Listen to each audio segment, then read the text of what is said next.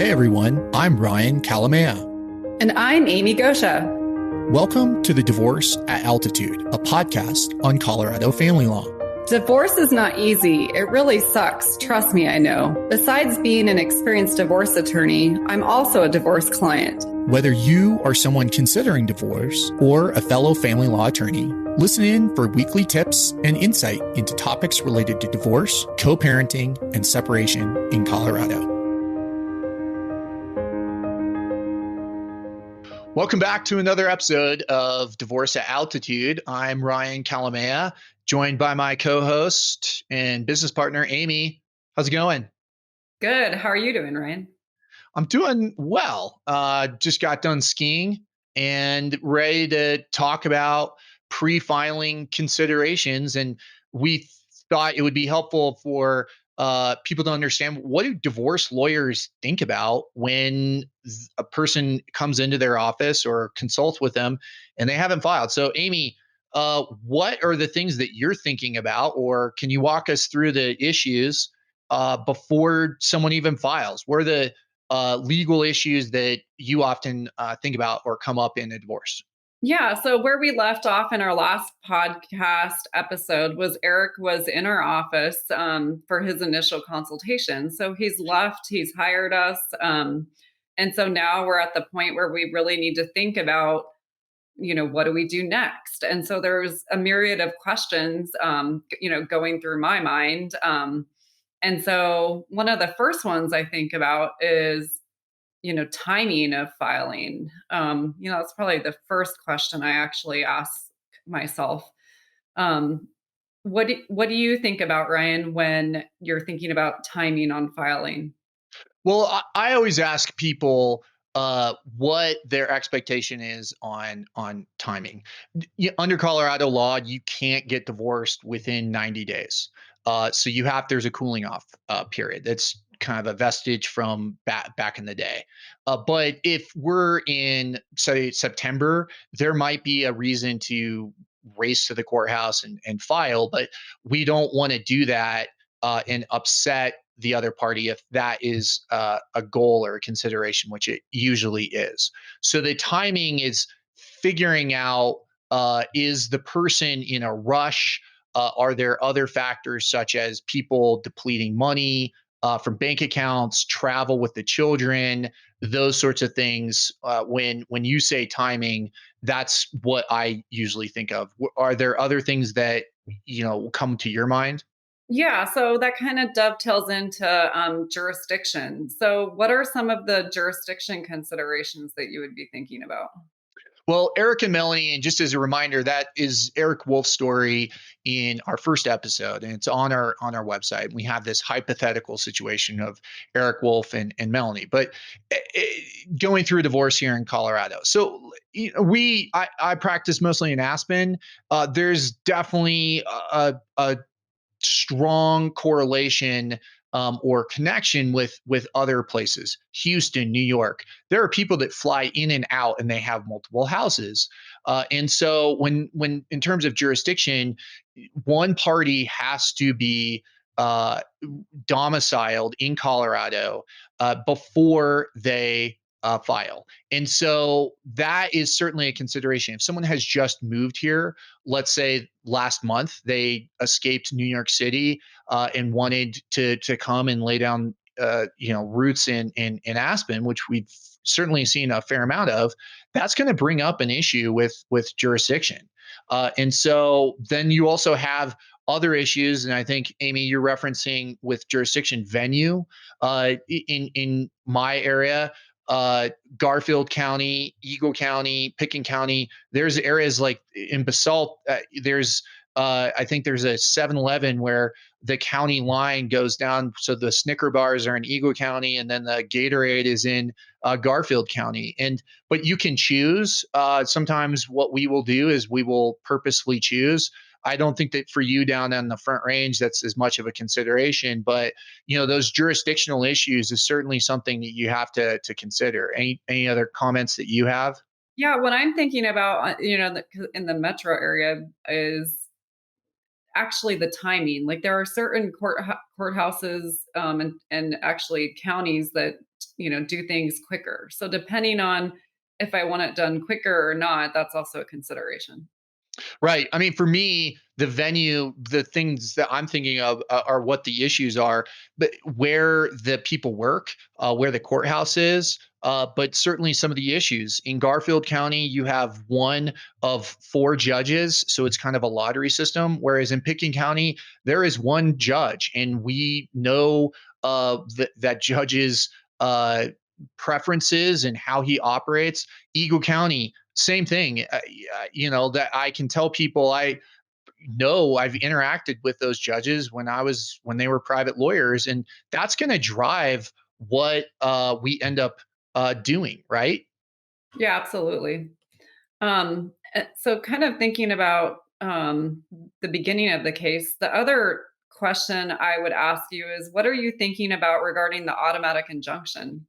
Well, so what you're referencing is under 1410-107, there's an automatic injunction that goes into place. It's on the petition for dissolution, and there's going to be an automatic restraining order or injunction that goes into place for keep maintaining the status quo. So the insurance, health insurance, life insurance, there's a prohibition on traveling outside of the state with kids unless you have court permission or the permission of the other party. There's not supposed to be any major transactions. And so I would ask the client, Eric, hey, are there other, like, are you going to be leaving for spring break? Are you trying to go to Mexico for spring break? Because that might impact the filing, and we might want to work through that, whether he's going with Melanie or not. But those are certainly considerations that I'm looking at on my end and making sure that I advise the client. That said, it's never like, well, we're going to hold off on filing in order for you, Eric, to drain the joint bank account of $200,000 because there's no automatic injunction. If you want to throw a nuclear bomb on a case, that's certainly some gamesmanship that you can do. And there's clearly a remedy for it. We'll get into that with dissipation of assets. But Amy, any other things that you're thinking of with the automatic injunction? Yeah, I mean, this is kind of a random thing starting the case, but I'm also looking at like the titling of property and if there needs to be a refinance, whether or not, because a lot of times if someone wants to refinance their property, they have to wait until the divorce is done. So it can like halt that. So I've actually set it up where, if we know that Melanie is going to keep the house, we might try to work on a refinance depending on, I know she's not working. So, but that's something that I would consider, or at least ask Eric, like, is he going through any, refinance, or what is he doing with his business? Like, is he applying for any kind of, loans? What does that look like? The other question I would have is, is Melanie a flight risk? Does it seem like she, just because she's mad about the affair, is she going to abscond with the children? Because I might want to file quickly to get that auto injunction in place so she can't leave the state of Colorado without agreement of Eric or a court order. Yeah, I mean, for me, I would ask Eric, is there any risk of parental relocation here? Is Melanie, whether there was or was not a affair in his situation, but Melanie is, let's say that she's from Chicago, and that she's going to go back to Chicago. Amy, we've certainly seen circumstances where a party goes to their home, Chicago, with the kids, and then they refuse to come back, and that can really cause some major issues. And so I want to make sure, have we addressed that? You referenced refinancing or the business. Amy, one thing certainly that's going to come up in my mind is collaborative law, of whether or not Eric and Melanie's divorce is appropriate for a collaborative divorce. For those that don't know, what is collaborative law? What is a collaborative divorce?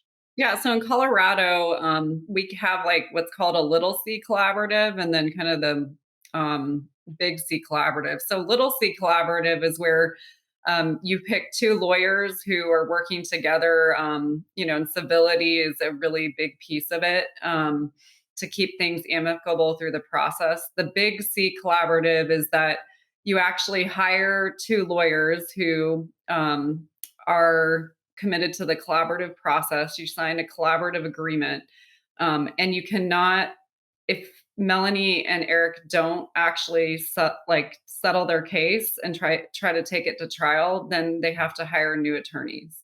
So there's actually a incentive to settle things outside of court.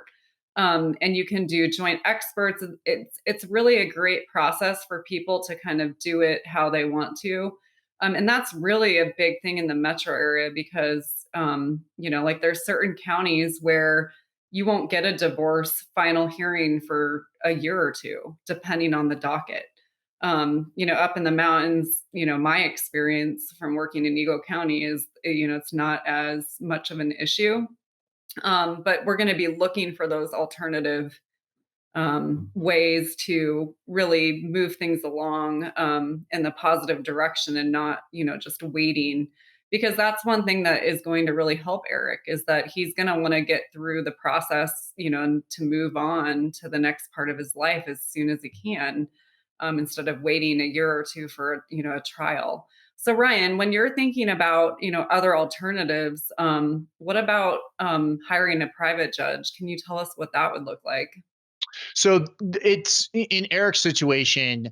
I would certainly bring up the option of a private judge. It's not for everyone, but there's a little known mechanism in which the Colorado Supreme Court will sign off on a former judge, traditionally with an organization like JAG or JAMS, the Judicial Arbiter Group, that they you can hire a private judge, and they're a former judge.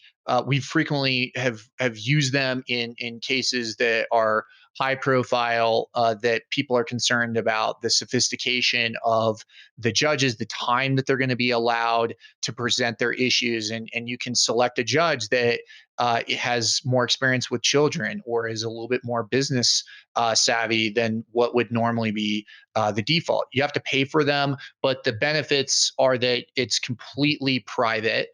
You can do it in a conference room with a trial in a conference room.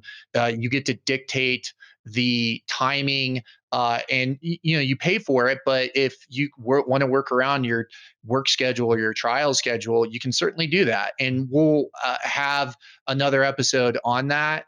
But arbitration is certainly another option, and you could kind of sever off one aspect, such as the business, that you could have arbitration on that particular issue. So those are the pre-filing considerations. Going back to the collaborative law, we'll have an episode on that for sure. There's some ethical issues that Colorado is a little bit unique in that respect. But I think your point is well taken, Amy, about the timing. And that is that right now we're in the midst of COVID. There haven't been any jury trials. When we're recording this, they're now going to start having jury trials. And there's a general fear that the jury trials, the criminal trials, there's a huge backlog. And when you bump domestic trials, we're going to be looking at, in particular for kid issues, for child issues, it's going to be very difficult to get a time where a judge is going to be able to hear your issue. So that is something pre-filing that oftentimes we're going to work through, no matter if you're in the mountains or if you're in the metro area. Right. What if Eric also would you be considering social media and passwords? What would your advice be to Eric about those types of issues? Well, frequently what we see is there's kind of a rush to gather up information. And we've seen, we don't want to disparage Melanie, but we certainly have seen people hack into other email accounts. So for us, our normal practice is to advise people that they should change their passwords, and that they should stop posting on social media. We're going to have a whole episode. I think it is an overlooked area, especially by divorce lawyers who may not be all that savvy. But when you, at the very beginning, our practice is to send out what's called a litigation hold letter and an advisement on social media. And that means that you need to change your privacy settings. It does not mean that you delete anything, because you can get in big trouble for deleting information. But what it does mean is, at the very beginning, I'm going to say, hey, Eric, Instagram, Facebook, Twitter, you might be down with that, and you're going to go through stressful times, and you're going to, be tempted to, blast Melanie on Facebook. It is not worth it. It's going to come back to haunt you. And I always tell a client that if you don't want the judge to see an email, don't you need to be mindful of everything that you write, whether it be text messages, emails. And if I go through and ask him, are there things out there that either exist on your social media or in your email or on Melanie's? Because those are the things that I want to preserve. And frequently what we do is we download all the text messages. And that's not necessarily a pre-filing consideration, but certainly when things start ramping up, as they often do in a divorce, when you file, there are certain restrictions that go into place. Amy, anything else that you can think of when it comes to social media or passwords? Yeah. What about, like your iPhone? A lot of times it will be set up for it to delete, messages after 30 days. So what would you advise Eric about, his various devices? And Amy, you know this. I mean, we have a series of emails that go out to every single client, and it's standard stuff telling them about the attorney-client privilege. But one thing that we cover is to make sure that you look at the settings on your iPhone, and before you trade it in, let us know. But we had a case, and we involved with social media and children, and we asked for text messages, and the wife, she had just, unbeknownst, or at least she claimed to have a setting that just deleted her text messages after, I think it was 30 days. And so we were in the middle of the case, and we had asked for text messages going back a year. The judge agreed we were entitled to it, and she had deleted them. And so, an adverse inference was entered, and it was a situation that the other side just didn't realize that they needed to preserve that information. So we always tell clients, change your settings, and make sure that you walk us through anything that may be out there that could be relevant to your case. Yeah, so kind of going in a different direction. What if Eric asks about, can I set up a separate bank account? What is your advice? And as the lawyer, what are you thinking about? So from a lawyer standpoint, I know that at the end of the day, they're going to need their own separate bank account. And that we're going to likely just close down the joint bank accounts. And so for them to open up their own bank account is a natural step. So, but whether they deposit their paycheck in there going forward, that really depends on the circumstances of the case. You want to maintain the status quo. You want to respect the automatic injunction, but doing those kinds of things can be disruptive. And it's something that I would ask, have you transferred any money, significant money? Have you already set something up? Those are the pre-filing considerations, certainly, that I, as a divorce lawyer, am going to go through with my client, and ask him, does Melanie, what access does she have to money? Because once you file, then everyone kind of comes under the microscope, and those little transfers can take on a disproportionate importance after you file. What about in our scenario? Eric has children. What would you be thinking about pre-filing regarding parenting time for the children? Well, in our last episode, we talked about who moves out. Pre-filing, I would ask, what, what are we doing for the children's expenses? Where they're going to go to school? Those are the sorts of things that certainly are going to be running through my mind. You know, pre-filing, one thing that people are often surprised about is that child support starts the later of filing, compared to when, you know, a party moves out. So there are circumstances in which a party may hold off on filing because of child support purposes. It's not to avoid paying child support, but it is a factor that at least we as divorce lawyers have to consider is what impact is that going to have? And then certainly, I think what we would have is a conversation about how often did you see the children before you separated, and before you filed, and is there an opportunity there to you know, change maybe the arrangements in a manner that over time is going to be easier? Because if someone says since the date of filing they have seen the children X number of times, that can be impactful for a judge. Yeah, so in Eric's situation, Melanie, he's found drinking or wine bottles in the trash. I mean, I would probably really hone in on that issue when I before pre-filing. I'm really looking at like, are there some emergent issues that I need to deal with? Am I going to have to file some type of not emergency motion necessarily, but a motion, for temporary orders right away. And that's, we'll get in more to, those types of filings, but I'll be considering all of those things too. Yeah, certainly the protection orders, those can oftentimes come at the same time as a petition for dissolution of marriage. That can be a real nuclear bomb when it comes to how a case is going to go. But those are certainly factors that we as divorce lawyers have to go through pre-filing, and at the immediate case or immediate onset of the case. Temporary orders, spousal maintenance, parenting time, all of those things are certainly factors that we are going to walk through with Eric before we file. I think also what bears to mention is how are we going to communicate about filing? That is frequently something that comes up.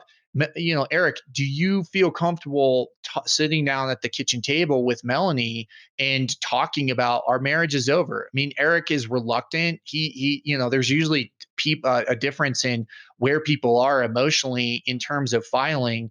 Eric strikes me as the type of person that he doesn't want this, or at least he's behind Melanie in terms of the emotional aspects. But with Melanie, I'm probably walking through her, hey, how do you want to communicate to Eric about filing? Do you want to file joint?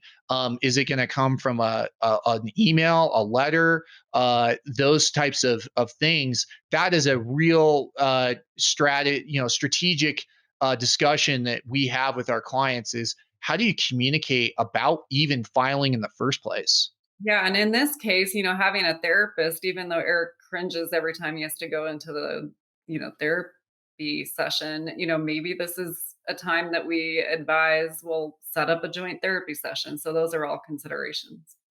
Certainly. And I think that to the extent that people are talking about what's going to happen, sometimes that happens where they'll say, we're going to agree to equal parenting time.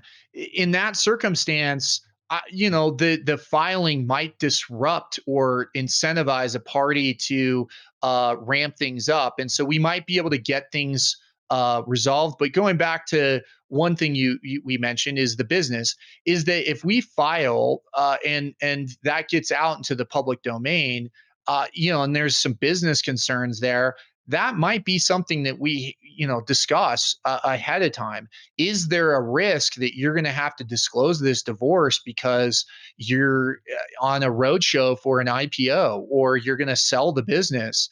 And those are the factors. I mean, when you are selling real estate, oftentimes people will look to see, are they selling it because of a divorce? And they'll see if there is filing. We can do stuff about that. There's a emotional limit access that we frequently file, but those are the issues that certainly we are going through. And the last point, at least for Melanie, is there an opportunity to gather up information that would not otherwise be available once people separate, once people file? And that is certainly a consideration. Is right now maybe the best opportunity for Melanie in particular to gather up information, but Eric might be the kind of guy where he runs his business and he has no idea what's going on with their personal finances. We certainly have seen that where that might be a consideration pre-filing that we talk about in terms of who's going to get the information and how what information is there. Are there trust agreements? Are there estate planning documents? Are they in the home office? Is there an opportunity there to preserve that might be more difficult before we file, Yeah. as it compared to after we file? And also, you might not file for a while. Like you might end up, if you're doing the collaborative process, going down that road, reaching agreements on everything, and then filing a co-petition with all the agreements. Yeah, and I think another pre-filing consideration of is there a particular expert or are there other people that we need to bring in, and how is this going to, what's the general trajectory of this case? Is it going to be that both parties are going to race to their own expert, their favorite expert, and try to conflict out another? That certainly happens. It depends on who the other lawyer is. It depends on what you hear from Eric. All of those things are going to be pre-filing considerations. And I'm sure, Amy, we could just keep on going on and on, but I think that's a good place to kind of wrap it up. We're going to go through all of these things, but those, at least from a divorce lawyer standpoint, are raised by Eric's story, right? Agreed. Yes. Okay. Well, next episode, we're going to continue to kind of walk down Eric and Melanie's story. Thanks again for listening to Divorce at Altitude. If you've left a review, thank you very much. And if you haven't, please subscribe and leave a review and tell a friend. Hey everyone, this is Ryan again. Thank you for joining us on Divorce at Altitude. If you found our tips, insight, or discussion helpful, please tell a friend about this podcast. For show notes, additional resources, or links mentioned on today's episode, visit divorceataltitude.com. Follow us on Apple Podcasts, Spotify, or wherever you listen in. Many of our episodes are also posted on YouTube. You can also find Amy and me at kalamaya.law or 970-315-2365. That's KALAMAYA.law.